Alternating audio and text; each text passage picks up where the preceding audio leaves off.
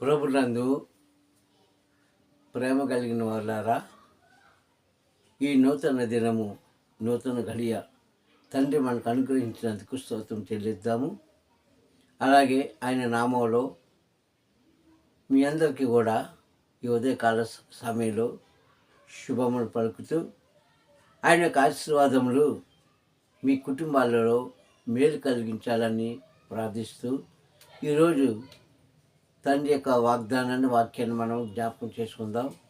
ఈ నూతన శక్తి, నూతన బలంలో మనం బహుగా ఆశీర్వదించబడదాం. హల్లెలూయా. ఇక ఈరోజు ఆయన ఇచ్చిన వాగ్దానాన్ని మనం చూసినట్లయితే, నూతనమైన మనస్సు అంటే ఏమిటి, లేక నూతనమైన జీవితం అంటే ఏంటి అన్న అంశం మీద ఈ యొక్క గ్రంథం నుంచి కొన్ని వచనాలు మనం జ్ఞాపకం చేసుకుందాం. హల్లెలూయా, హల్లెలూయా.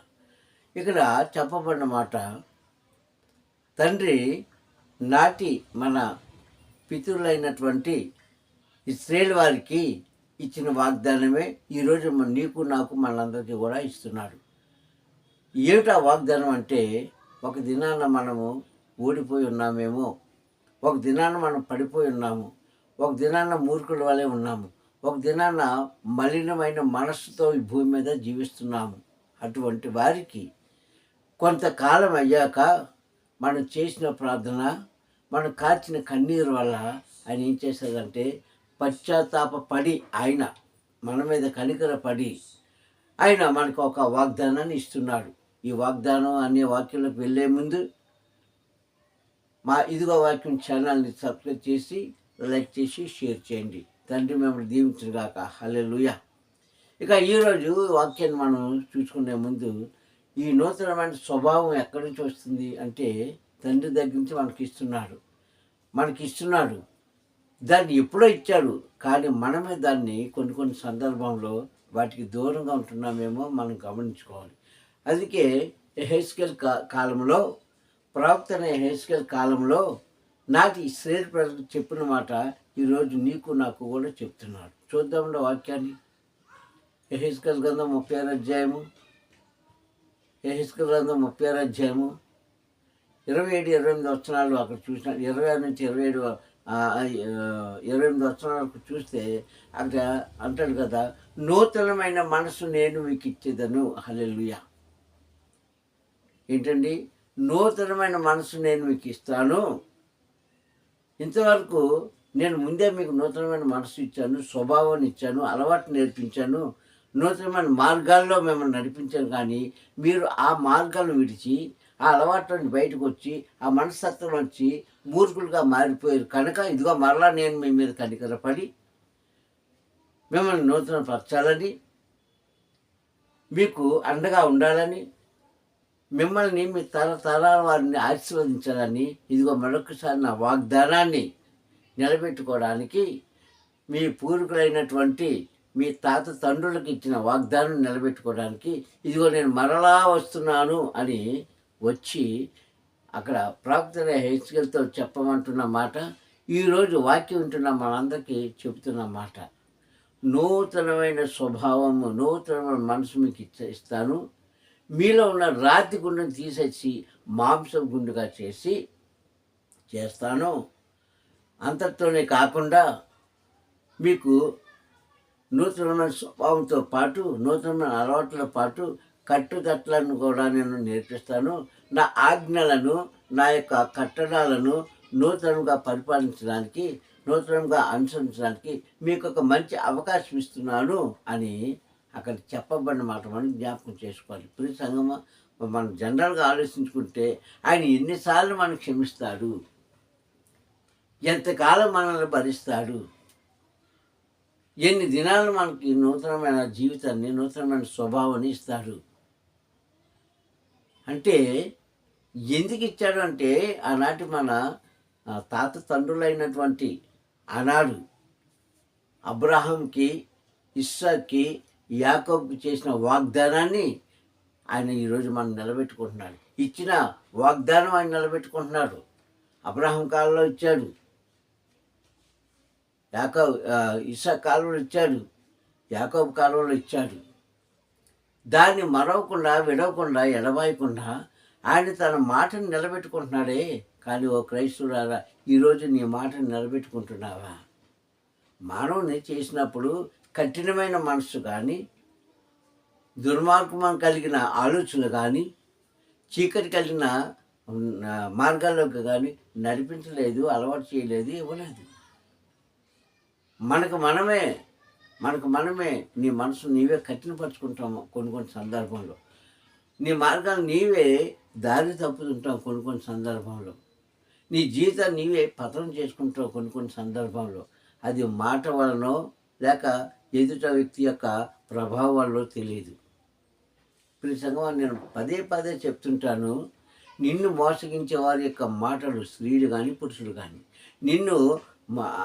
నిన్ను అపవాది పాలు చేయించే మాటలు ఎలా ఉంటాయంటే నూనె కంటే మెత్తగా ఉంటాయంట. నూనె కంటే మెత్తగా ఇంకేమైనా ఉంటుందండి? ఇంకేమైనా ఉంటుందా? సామెతల గ్రంథంలో రాయబడిన మాటల ప్రకారంగా నూనె కంటే మెత్తగా ఉంటుందంట. అలాంటి మాటల్లో మనం పడిపోతాం. అలాంటి మోసకరమైన వారి వెనకాల వెళ్ళిపోతాం గొర్రెల వలె. అలాంటి చెడు ఆలోచనలో ఉన్న పనుల్లో మనం కూడా పాల్పంతులు పనిచేసుకుంటాం మూర్ఖుల వలె. ఇది గమనించిన తండ్రి నాటి స్త్రీలకు చెప్పిన బోధ ఈరోజు మనకి కూడా మరలా నూతనంగా బోధిస్తున్నాడు. నూతన మనసు మీకు ఇచ్చేదను, మీలో ఉన్న రాతి గుండును తీసి మాంసం గుండుగా నేను కలుగు చేసి, అంతటితో ఊరుకోక నా కట్టడాలను నా నిధులను అనుసరించులాగును, వాటిలో మీరు నడుచుకొని నా నుంచి ఆశీర్వాదం పొందుకునేలాగును నేను మిమ్మల్ని చేస్తాను అని ఆనాటి కాలంలో ఇచ్చిన వాగ్దానం ఇదిగో ఈరోజు వాక్యం ఉంటున్న మీ అందరికీ అందరికీ ఓడిస్తున్నారు. ప్రతి సంగమా, ఇంకా మన పాత జీవితాన్ని జీవిద్దామా? ఇంకా మనం రోత జీవితంలోనే ఉందామా? ఇంకా మనం అపవాది చేతిలో చిక్కుకున్న వారికి ఉందామా? ఎన్నిసార్లు మనల్ని విడిపిస్తాడండి ఆయన, ఎన్నిసార్లు మనం కాపాడుతాడండి, ఎంతకాలం మనం భరిస్తాడండి ఆయన. ఆలోచిద్దాం క్రైస్తవులారా. ఈరోజు క్రైస్తవ జీవితము చాలా హేళన అయిపోయింది. ఎవరికి? చూస్తున్న ఎదుటి మనుషులకు, అన్ని జనాంగానికి నీ జీవితాన్ని నీవే హేళనగా పరుచుకుంటున్నావు. నీ తండ్రి యొక్క నామాన్ని నీవే వారి ఎదుట కించపరుస్తున్నావు. ఇది నేర్పించాడా మనకు తండ్రి? ఇలా ఉండమన్నాడా? మారు మనసు పొందుకున్నాను 1-10 సార్లు చెప్పిన మీరు ఏది మీలో మారు మనసు అంటే బాప్తిసం కాదు. ఏదండి మీ పాత అలవాట్లు అలాగే ఉన్నాయి, మీ కఠినమైన మనస్సు అలాగే ఉంది, మూర్ఖపు తలంపులు అలాగే ఉన్నాయి, మీ ఉద్దేశాలు అలాగే ఉన్నాయి, మీ నడవడికలు అలాగే ఉన్నాయి. మరలా వచ్చి దగ్గర ప్రార్థన చేస్తుంటారు, తండ్రి నాకు అది లేదు, ఇది లేదు, అది కావాలి, ఇది కావాలి, నా కోరికలు తీర్చు, నా కుటుంబాన్ని కాపాడని. అయినా సరే కనికర సంపన్నుడు కనుక ఆయన కనికరిస్తూ వాళ్ళని క్షమిస్తాడు. ఎంతకాలం క్షమిస్తాడండి?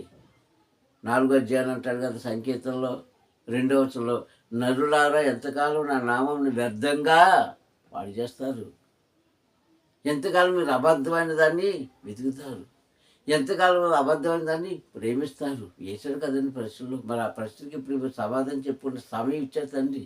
చెప్పండి, ఎంతకాలం నా నామాన్ని అవమానంగా మారుస్తారు అంటాడే. నిజంగా తండ్రి, నేనెప్పుడు నేను అవమానంగా మార్చాను?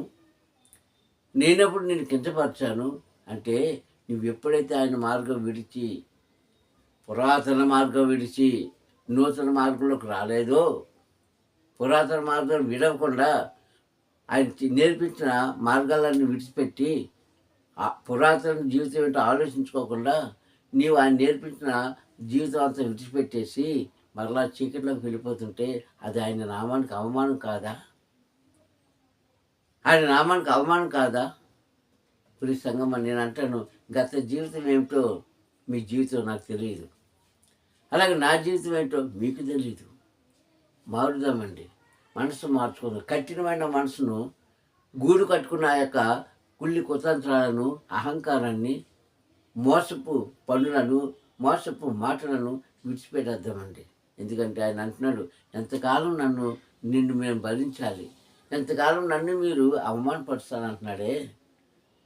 అయినా సరే కనికర సంపన్న ఏం చేస్తున్నాడంటే, ఇదిగో నీకు నేను నూతనమైన మనసు మరలా ఇస్తానంటున్నాడు. ఎన్ని మార్లు ఆయన ఇస్తాడండి. ఎన్ని మార్లు మనం పుచ్చుకుంటాము, ఎన్ని మార్లు మనం దీన స్థితిలో ఉంటాము. మరలా ఆయన దగ్గర కూర్చొని ప్రార్థన చేస్తుంటాం ప్రియ సంగమా. అందుకే అంటున్నాడు, మీరు మారు మనసు పొందినట్లుగా మీ మనసును మార్చుకోకపోతే మీ జీవితం వ్యర్థమంటున్నాడు. 40 సంవత్సరాలు చెప్పాడండి ఇశ్రాయేల్ జనాంగానికి. ఒకరోజు 2 రోజులు కాదు, 40 సంవత్సరాల్లో కూడా కనీసం నలుగురు కూడా ఆయన మాట వినలేదు.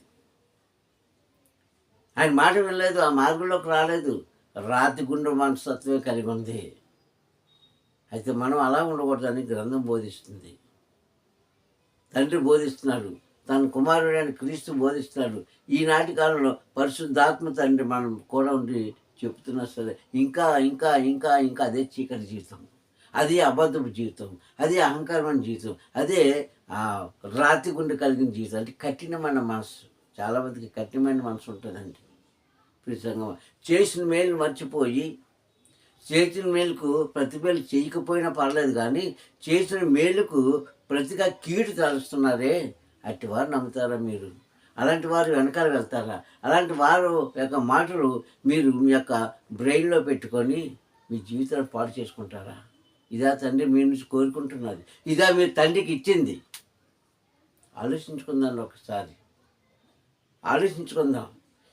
ఇందుకని నేను భూమి మీద పుట్టించింది, ఇందుకని నువ్వు ఇన్ని సంవత్సరాలుగా నీకు ఆయుష్కాలం ఇచ్చింది, ఇందుకని నీకు ఆరోగ్యం ఇచ్చింది, నీకు ఇబ్బందుల్లో కష్టకాలంలో, కుటుంబ సమస్యల్లో, అనారోగ్యంలో అందుకని నీకు సహాయం చేసింది. నువ్వు చీకటిలోకి వెళ్ళిపోవడానిక? నీవు హృదయాన్ని కఠినపరచుకోవడానిక?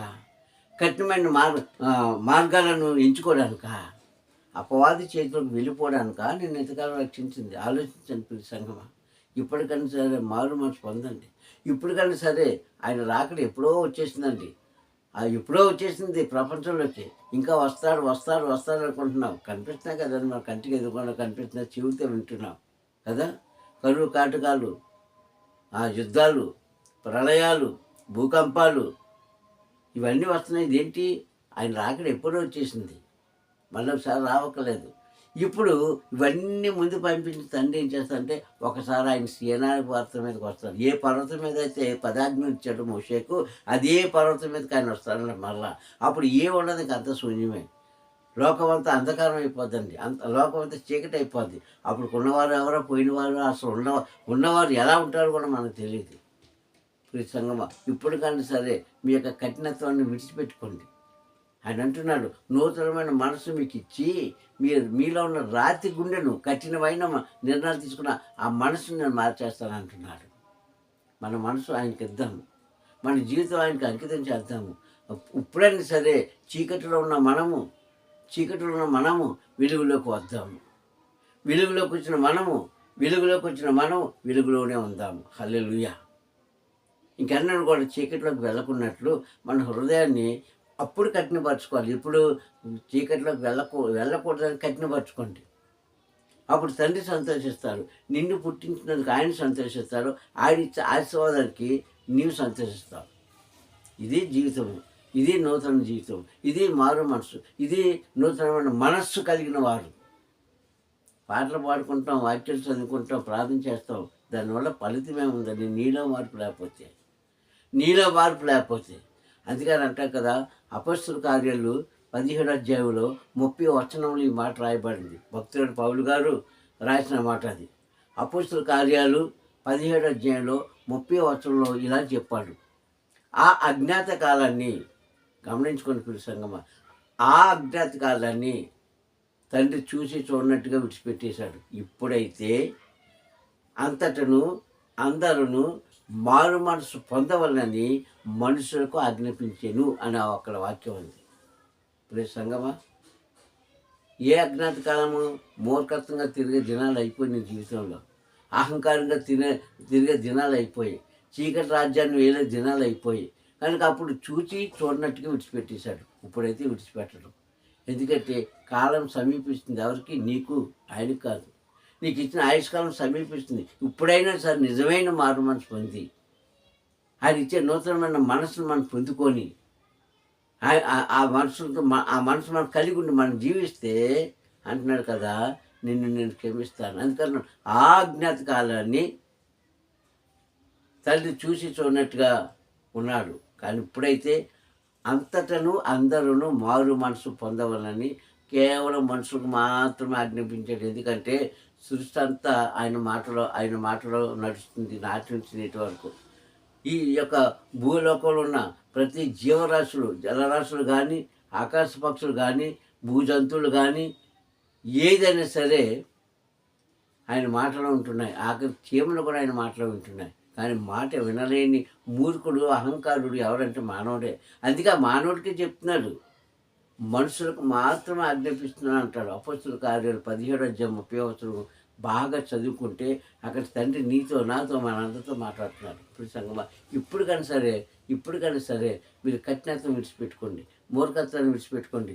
క్రైస్తవుడు జీవించడానికి మీరు ప్రయత్నం చేయండి.